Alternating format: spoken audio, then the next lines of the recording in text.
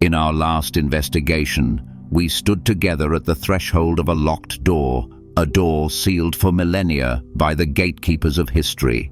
We turned the key, pushed it open, and stepped into a room filled with the dust of forgotten truths. Today, our task is to examine the first and perhaps most foundational object we found inside that room, a celestial clock, crafted with divine precision, its hands frozen at the dawn of time. But before we examine its gears and mechanisms, I want you to pause and consider a question that is deeply personal. Why does modern life feel so chaotic? Why do we feel so disconnected, so out of sync? We are surrounded by devices that measure time with atomic accuracy, yet we feel more rushed and more spiritually adrift than any generation in history. We live by a rhythm, but it is not the rhythm of the seasons, the sun, or the soil. It is the rhythm of the quarterly earnings report, the production deadline, the 24-hour news cycle. It is an artificial, mechanical pulse that drives us forward but leaves us feeling empty. What if this feeling, this deep, pervasive sense of spiritual jet lag, is not a psychological problem? What if it's a symptom? What if it's the natural consequence of a species that has become profoundly deaf to the native rhythm of its own planet and its own creator? What if we are a grand orchestra, playing with virtuosic skill and furious intensity, but every single instrument is tuned to the wrong key? This investigation is about that original tuning fork. It's about a rhythm so fundamental, so integral to our spiritual DNA, that its loss has echoed through history as a quiet but constant hum of dissonance, a harmony we feel is missing, even if we no longer remember the song. To understand the rhythm we have lost, we must first appreciate its sheer, breathtaking perfection. The Book of Jubilees, our silenced witness, reveals that the timekeeping system hardwired into creation was not one of chaos and correction, but of flawless, eternal symmetry. It was a calendar of precisely 364 days. Let's leave theology aside for a moment and simply consider the architecture of that number. Unlike the 365.25 days of our current solar year, which creates a mathematical mess, 364 is a masterpiece of divine design. It is perfectly divisible by the most sacred number in Scripture, 7. This yields exactly 52 weeks, not an approximation, not a close enough, a perfect 52. This mathematical purity has profound implications. In a 364-day system, the calendar is eternally stable. The first day of the year is always the first day of the week, a Wednesday, the day the celestial bodies were created, the solstices and equinoxes, the turning points of the seasons, always fall on the same day of the week. Every holy festival appointed by God, from Passover to Tabernacles, is permanently locked into its proper place in the week, year after year, century after century. There is no drift. There is no need for human intervention or complex calculations to fix the calendar. This is not a mere timekeeping device. This is the architectural blueprint of reality.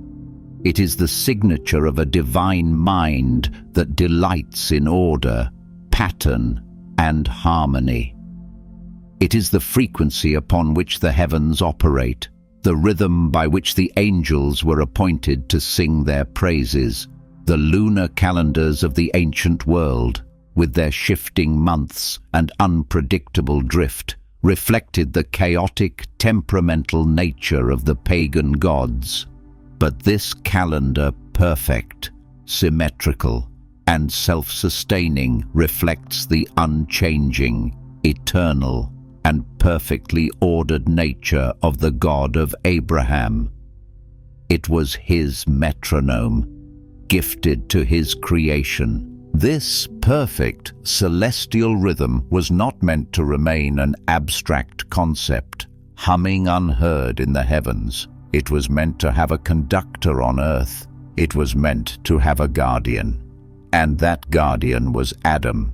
We are taught to think of Adam's role in the garden in simple, agricultural terms, to work it and take care of it.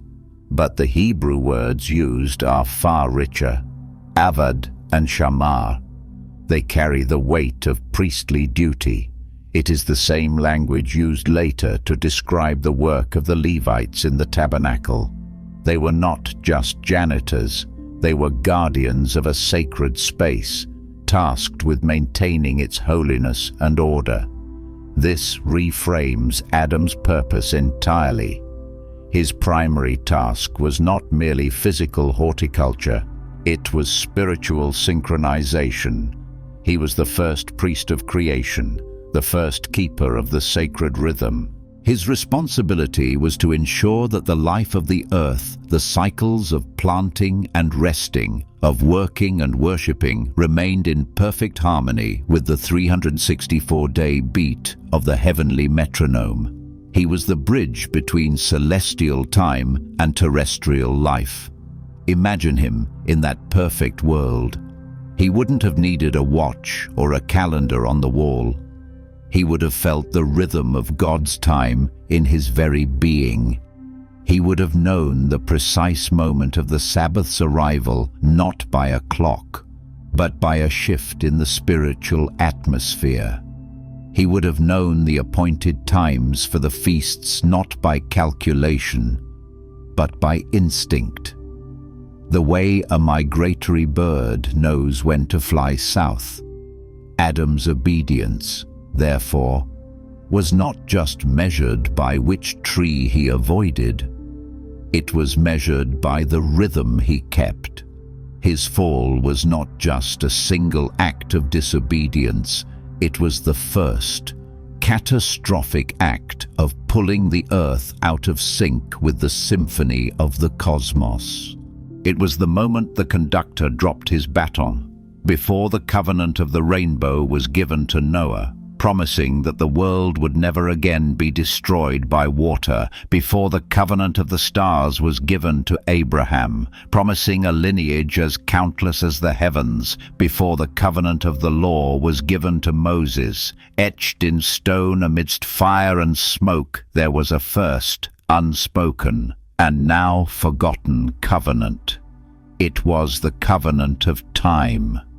This is one of the most profound revelations from the Book of Jubilees. The 364-day calendar was not just a clever system or a helpful tool. It was the very fabric of the original covenant agreement between Creator and creation. It was the constitution of reality. Its articles were the days, its clauses were the weeks, and its statutes were the seasons and the appointed feasts. To live according to this calendar was to live within the bounds of that covenant. It was a constant, active affirmation of loyalty. Every correctly observed Sabbath, every feast celebrated on its appointed day, was a declaration that humanity was willingly submitting to the divine order, that it recognized God as the supreme Lord of time and space. It was a way of life that kept the gateway between heaven and earth open and harmonious.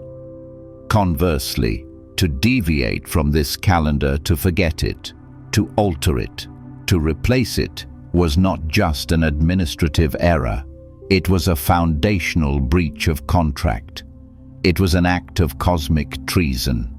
It was a declaration of independence from the divine order. It was, in essence, a form of idolatry, because in choosing to live by a different rhythm, you are implicitly choosing to serve a different master, whether that master is the moon, the stars, the traditions of men, or simply the chaos of your own desires. This covenant, Jubilees insists, was the first test of loyalty for both angels and men. And it was in the breaking of this covenant that the first seeds of all subsequent rebellion were sown. Into this world of perfect symmetrical time, a foreign rhythm was introduced, an intruder, a system not of stability, but of constant flux, not of divine perfection, but of earthly imperfection. It was the rhythm of the moon. On the surface, a lunar calendar seems logical. The moon's phases are an obvious and beautiful way to mark the passage of time. But as a foundation for a sacred calendar, it is a model of chaos. A lunar year, which is roughly 354 days long, is fundamentally incompatible with the solar year, the cycle of the seasons that governs all life on Earth. It is a broken clock. It immediately creates a deficit of roughly 11 days every single year. This inherent flaw means that any civilization that relies on a lunar calendar is immediately faced with a problem. Left uncorrected, the festivals would drift aimlessly through the seasons. A spring harvest festival would, in a few years, end up in the dead of winter. A summer feast would migrate into the autumn. To prevent this, human ingenuity was required. Complex systems of intercalation, the periodic insertion of an entire extra month. A leap month had to be invented. Think about the theological implications of this. The divine 364-day calendar is self-sufficient. It needs no human correction. It is a reflection of God's perfect, unchanging order. But a lunar calendar is dependent. It requires constant human intervention to fix its inherent flaws. It forces humanity to become the managers of sacred time, to make arbitrary decisions about when to add a month, to debate and decree which year is longer than the others. It subtly transfers the lordship of time from God to the hands of priests, kings, and committees. It replaces divine authority with human calculation. It is the sound of a creation that has decided it knows better than its creator how the universe should be run. So, if this lunar rhythm is a broken clock, a system of chaos, how did it become the dominant timekeeper for God's own people? A flaw this significant doesn't get adopted by accident. It has to be introduced. It has to be imposed. And when we search the historical record for the epicenter of this contamination, one name rises from the dust like a dark tower: Babylon. Babylon was more than just an empire. It was a worldview. It was the world's first great intellectual and spiritual superpower, a civilization obsessed with charting the heavens, not to worship the Creator, but to predict the future and manipulate fate. Their entire religion, their science, their agriculture, it was all built upon a complex system of astrology, a system that deified the celestial bodies. And at the heart of their intricate system of omens and portents was the moon. To the Babylonians, the moon was not just a satellite, it was a deity. Now, consider the 70-year exile. For 2 generations, the elite of Judah, the priests, the scribes, the royal family were forcibly removed from their homeland and immersed in this culture. They were captives in a land where time itself was an instrument of pagan worship. Every contract they signed, every market day they attended, every festival they witnessed was governed by the rhythm of their captors' gods. This was the most subtle and insidious form of assimilation. It was a spiritual virus that bypassed the mind and went straight into the daily routine. You can resist a foreign god with your words, but if your body and your life are forced to march to the beat of his drum, a part of you will eventually start to internalize that rhythm. When the people of Israel were finally freed and returned to their land, they brought a ghost back with them. They were no longer wearing the physical chains of Babylon, but many had adopted its clock. They brought home the timepiece of their captors, and in doing so, they brought a small but crucial piece of Babylon's worldview and planted it right in the heart of Jerusalem. It is tempting to close the case file there, to lay the blame for this temporal corruption squarely at the feet of Babylon. It's a neat, historical explanation, but it's incomplete, because the testimony of our silenced witnesses, Jubilees, and its sister text, the Book of Enoch, reveals a chilling truth. Babylon was not the source of the infection. It was merely a symptom. It was a carrier of a much older, more potent disease, a disease that had been injected into the human experience long before the first brick of Babylon was ever laid. To find the true origin of this chaos, we must dig deeper, back past the flood, back to the days of Jared and Enoch. We must open the case file on the watchers themselves. We have been taught that their primary sin was lust, the desire for human women. But the Book of Enoch, the astonishingly detailed field notes from that pre-Diluvian world, reveals that their rebellion was far more strategic. Before they corrupted humanity's bloodline, they first sought to corrupt humanity's mind. Enoch tells us that these fallen guardians began to teach humanity forbidden knowledge. They unveiled the secrets of warfare, of sorcery, of enchantments. But among the most damning of these revelations was the art of astrology. They taught humanity how to observe the signs of the moon, to divine the future, to seek power, and to order their lives. This was the masterstroke of their rebellion. It was the original act of sabotage.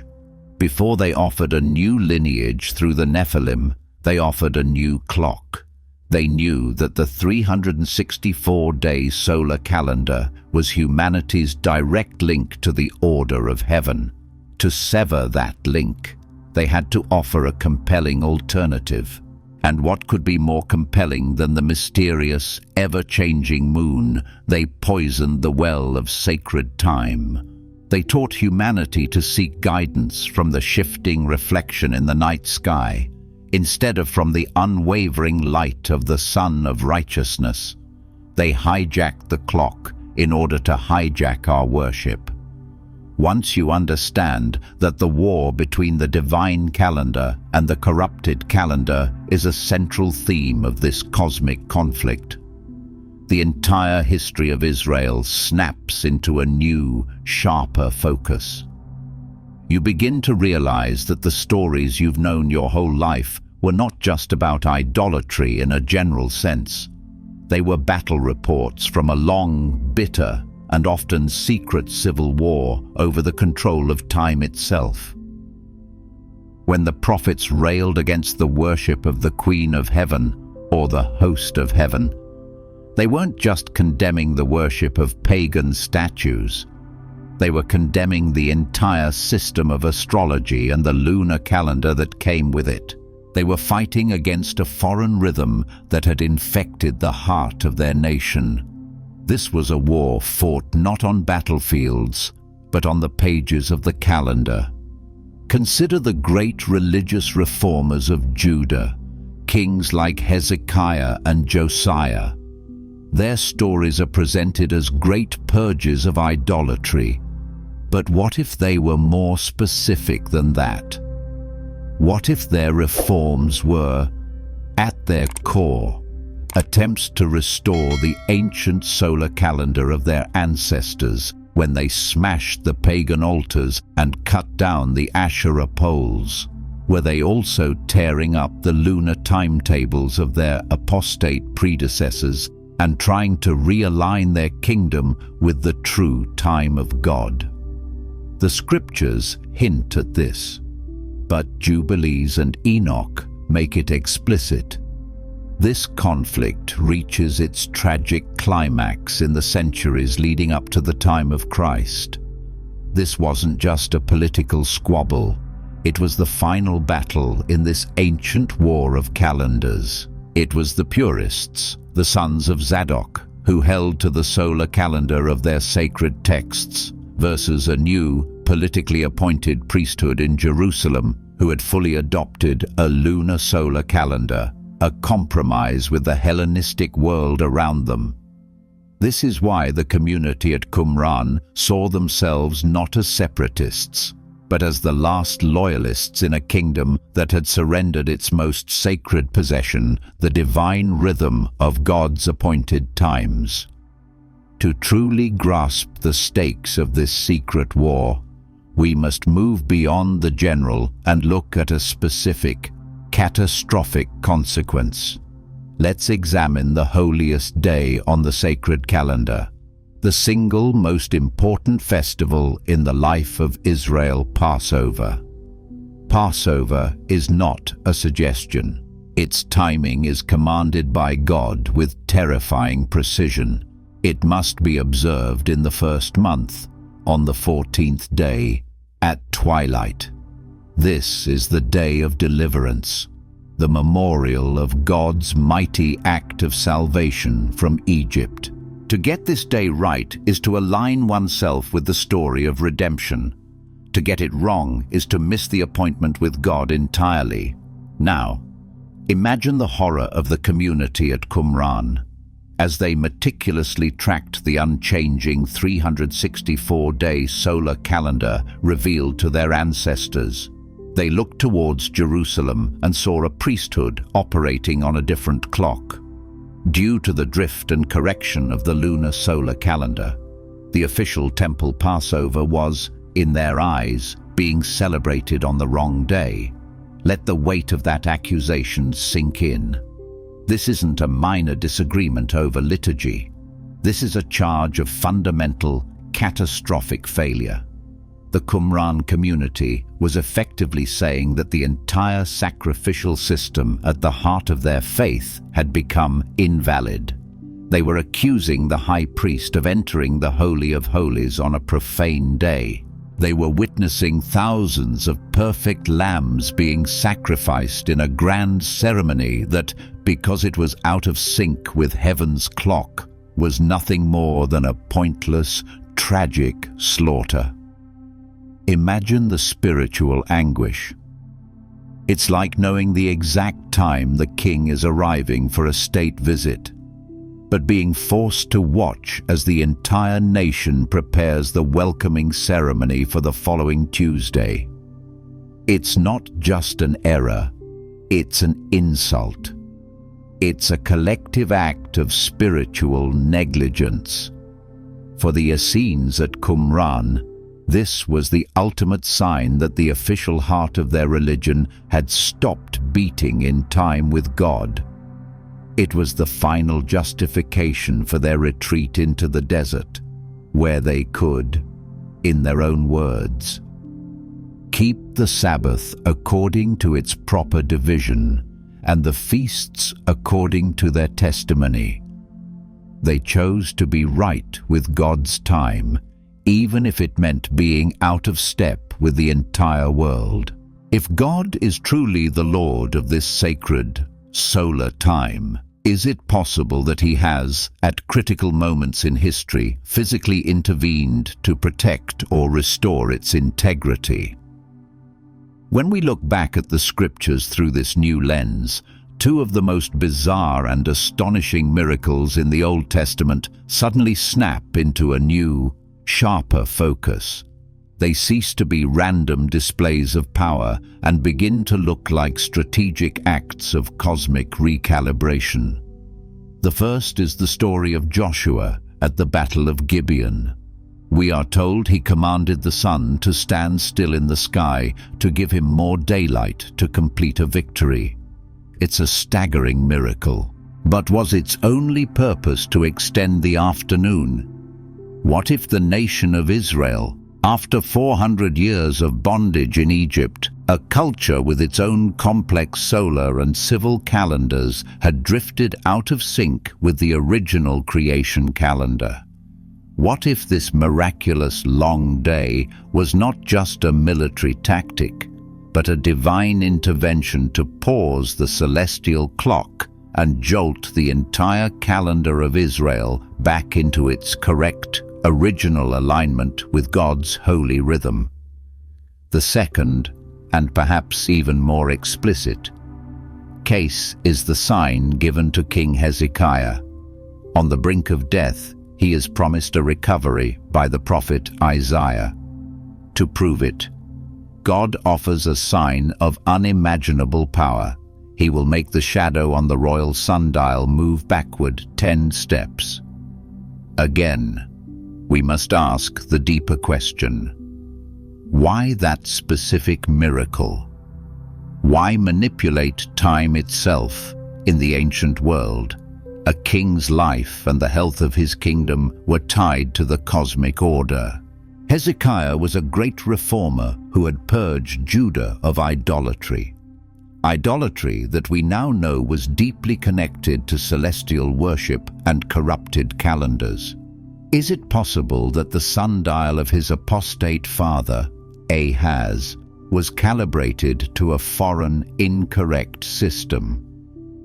Could it be that in healing the king, God was also symbolically healing the time of the kingdom, literally turning back the clock to erase the errors introduced by generations of apostasy? These were not just parlor tricks from heaven.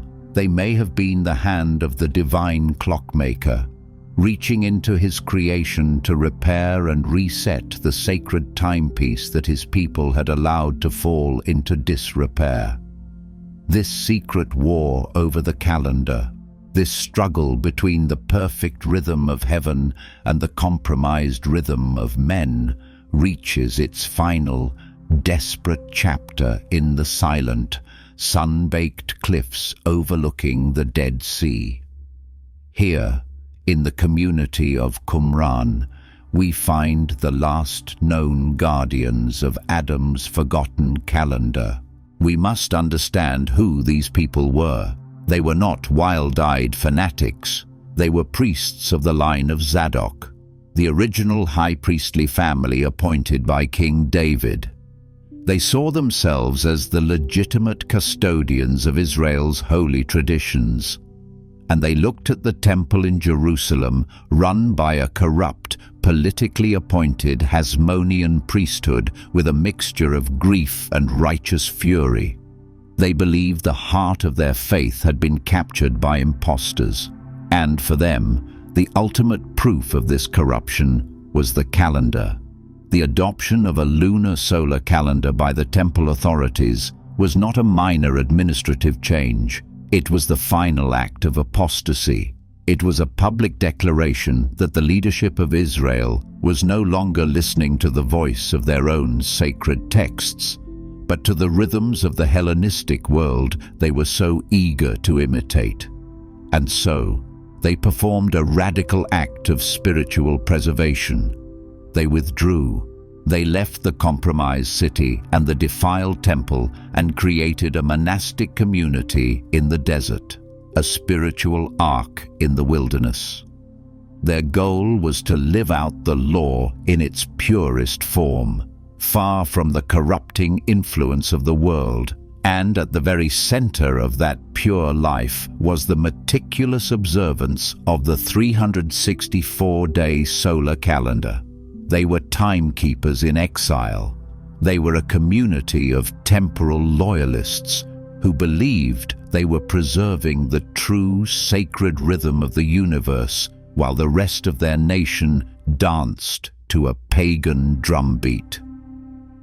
The Dead Sea Scrolls are not just a collection of ancient books. They are the library of a resistance movement, the last stand of the guardians of God's perfect time. And it is here, in the final, fateful week of Christ's life, that this ancient war of calendars explodes onto the pages of the New Testament. For centuries, scholars have been puzzled by a significant contradiction between the Gospel of John and the other three Gospels.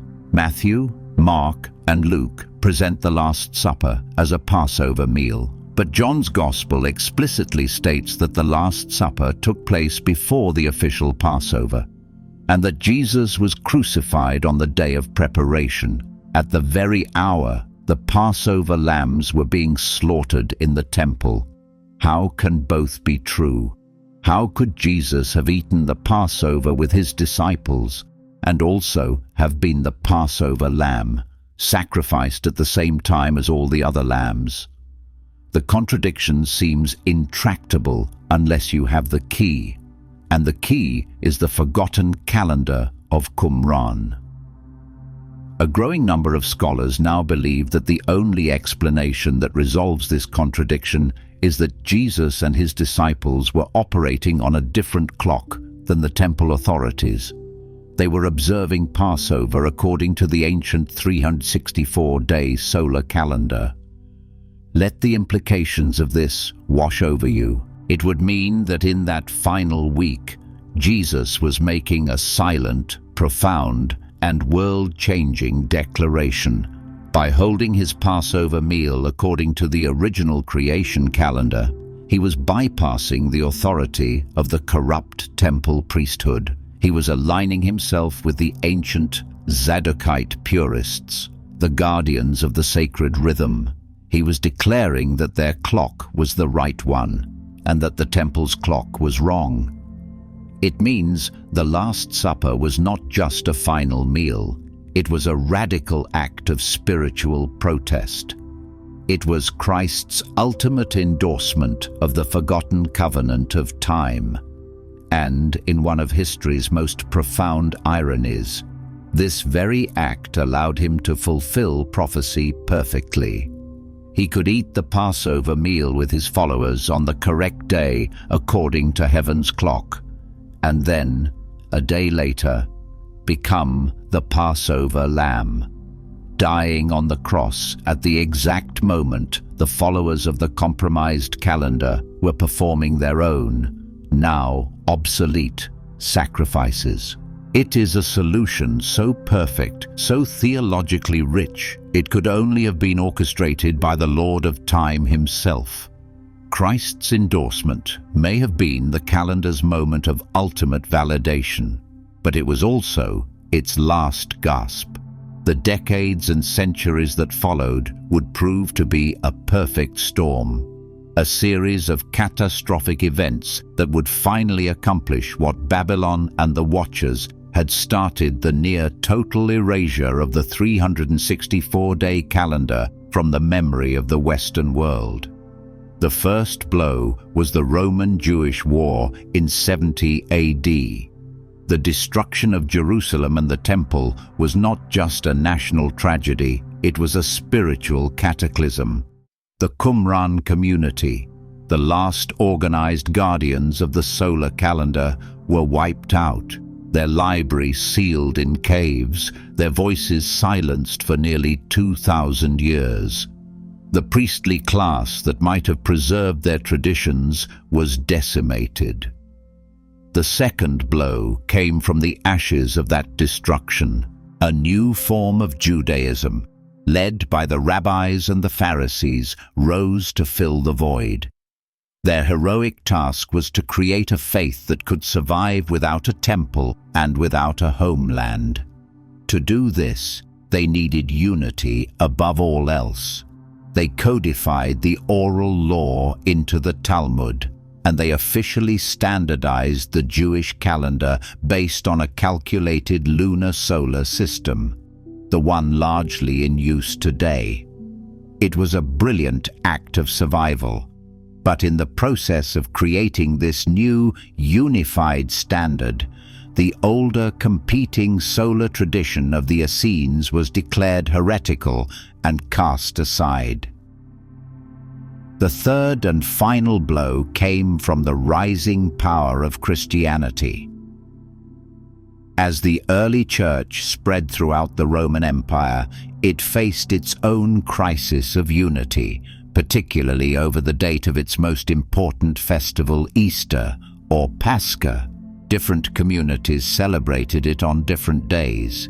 The Roman Emperor Constantine, a pragmatist who valued imperial unity over theological purity, convened the Council of Nicaea in 325 AD. One of its primary goals was to set a single, universal date for Easter.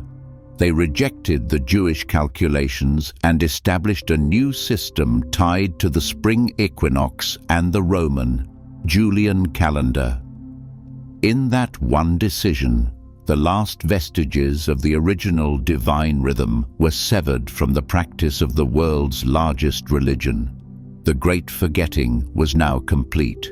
It is easy to look back on this history and see a grand conspiracy, to imagine shadowy figures deliberately plotting to hide the truth.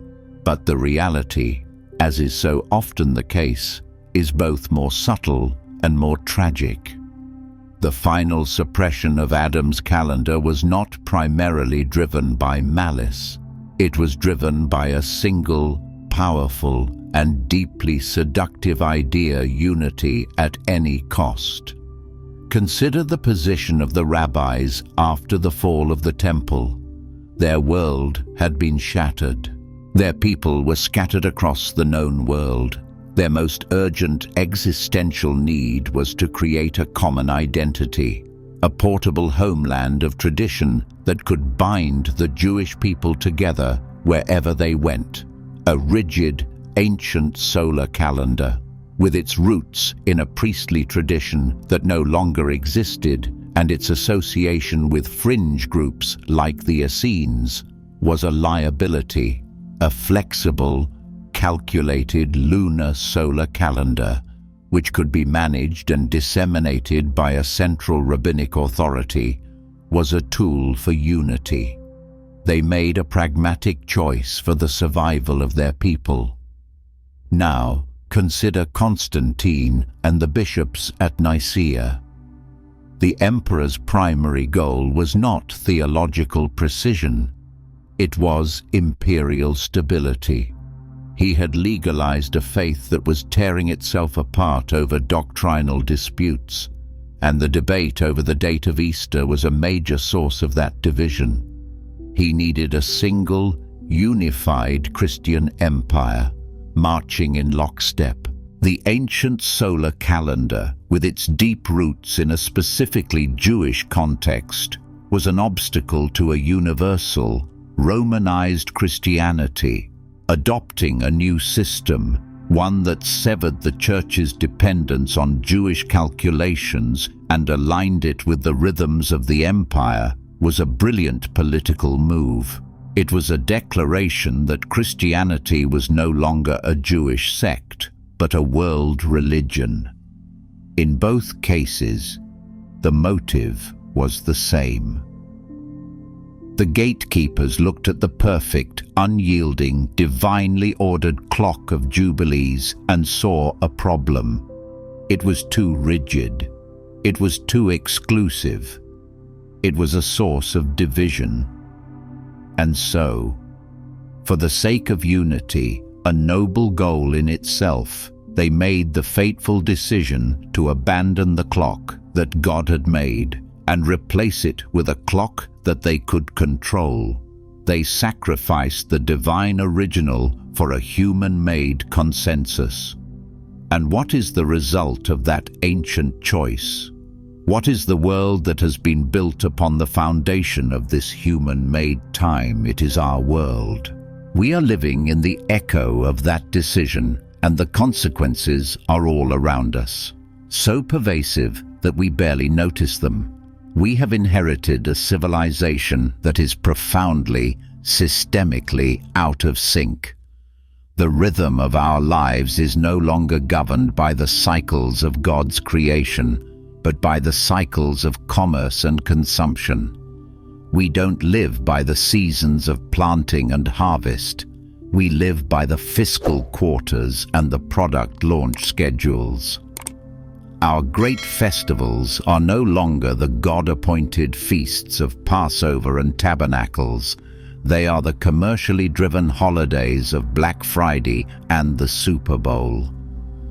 Our weeks are not oriented around a sacred day of rest and divine connection, but around a weekend designed for consumption and entertainment to recharge us for another cycle of production. Even our religious holidays have been largely stripped of their original cosmic context. Easter, for many, is a day for candy and new clothes. Its connection to the Passover and the barley harvest almost completely forgotten. Christmas is a season of shopping that often buries the sacred event it is meant to celebrate. We are still going through the motions, but we are dancing to a different song, a song written by the marketers and the economists. This is the ultimate legacy of the Great Forgetting. The enemy's victory was not in simply making us use a different calendar. The victory was in making us forget that a sacred calendar ever existed at all. By replacing the divine rhythm with a secular one, he has conditioned us to live as functional atheists, ordering our lives by the rhythms of a world that pretends God does not exist. We may believe in God with our minds, but we live out our days according to a timetable that was designed by Mammon. And that dissonance, that deep spiritual jet lag we all feel, is the quiet, constant hum of a soul that knows it was created for a different rhythm. Perhaps the best way to understand what we have lost is to think of it not as a clock, but as a compass. A sacred calendar is more than just a tool for telling time. It is a spiritual navigational device, designed to keep humanity oriented throughout the year, always pointing toward the true north of God's redemptive plan. Each festival, each fast, each Sabbath was a coordinate on this divine map. Passover in the spring was a landmark that pointed back to deliverance and forward to the sacrifice of the Lamb. Pentecost, 50 days later, was a waypoint marking the giving of the law and the future giving of the Spirit. The fall feasts, like trumpets and tabernacles, were signposts pointing toward the final judgment and the ultimate dwelling of God with man. To live by this calendar was to walk through the year on a guided pilgrimage. You could never get truly lost. The rhythm of the seasons and the cycle of the feasts constantly reminded you of where you had come from, where you were, and where you were going in God's great story. It was a compass that anchored your personal life story into the grand cosmic narrative. But we have discarded that compass, and we have replaced it with a stopwatch. We have become masters of measuring time, nanoseconds, fiscal quarters, productivity metrics, but we have completely lost the art of navigating it. We live in a state of constant temporal disorientation. We know how to be efficient, but we've forgotten how to be aligned. We rush from one urgent task to the next, one life event to another, with no overarching map to give it all meaning. We are adrift on the ocean of time with the most sophisticated timekeeping instruments ever invented, but with no fixed point to guide us home. The broken compass in our hands is the perfect symbol of a culture that has mistaken speed for direction. But what if the compass isn't broken beyond repair? What if it was merely hidden? What if the original song never truly stopped, but was simply drowned out by the noise of the world? The most remarkable thing about this forgotten covenant of time is that even after centuries of suppression, its echo refuses to die. The divine rhythm is so deeply embedded into the structure of Scripture and creation that, if you know where to look, you can still find its traces. You can see it in the prophetic timelines. When the book of Daniel or Revelation speaks of times and time and half a time, or of 260 days, these numbers are often baffling in our current calendar system, but they align with stunning precision when calculated using a 364-day year. The prophetic clock of the Bible seems to be set to the original creation time. You can see it in the structure of the text itself. Scholars have discovered that books like Ezekiel and the Psalms contain intricate chronological structures, or chiasms, that seem to be built around the patterns of the 364-day calendar, suggesting the authors were composing their works according to this sacred rhythm. And you can see it today in the small but growing communities of believers around the world who, having discovered these truths in texts like Jubilees and Enoch, are attempting to live by this ancient clock. They are not trying to recreate the past. They are pioneers, explorers in time, seeking to realign their lives with a rhythm they believe to be more authentic, more holy. They are proving that the song is not lost. It's just waiting for those who have ears to hear. The symphony never actually ended. We just walked out of the concert hall, and now the doors have been opened again, inviting us to come back in and listen. So, what does this mean for us, right now? To be confronted with a truth this foundational is to stand at a crossroads, and the immediate practical question arises: what now? Do we throw away our wall calendars and attempt to live as temporal exiles in a world that does not share our clock? That is not the call. The call is not to a radical act of external separation, but to a profound act of internal realignment. You cannot change the rhythm of the world, but you can change the rhythm of your own heart. You can begin the process of reclaiming the sacred compass, not as a tool to judge the world, but as a tool to reorient your own soul. How you start with the first and most accessible gift of the divine rhythm, the Sabbath. Begin to treat the Sabbath not as an ancient, legalistic burden, but as it was intended to be a weekly recalibration, a sacred pause, a deliberate act of stepping off the frantic, man-made treadmill of production and consumption, and stepping into God's eternal, restorative rhythm of rest. It is a declaration, made once every 7 days, that you serve a different kingdom and march to a different drumbeat. From there, you begin to learn. You rediscover the meaning of the biblical feasts. You learn their history, their prophetic significance, and you begin to mark their passing in your own way. You don't need a high priest or a temple to acknowledge that this week is the anniversary of Passover.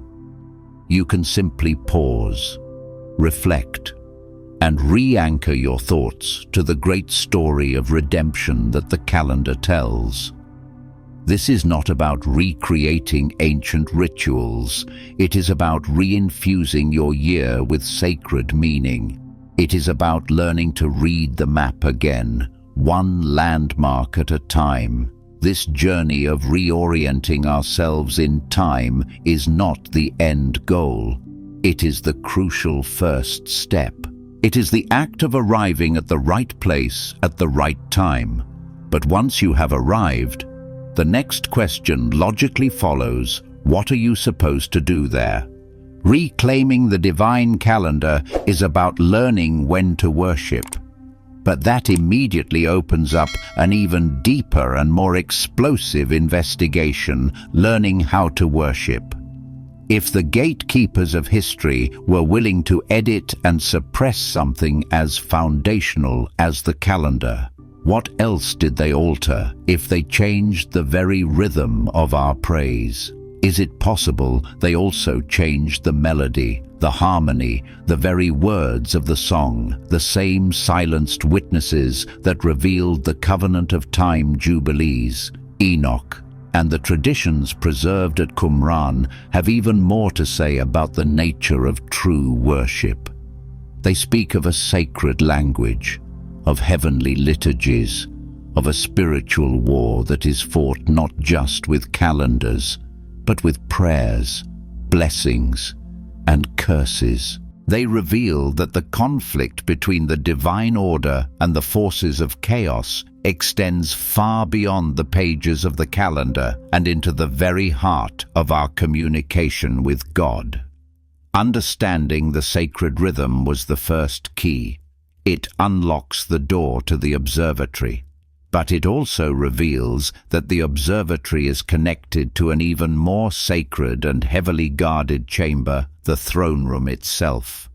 Our next investigation will take us through that door.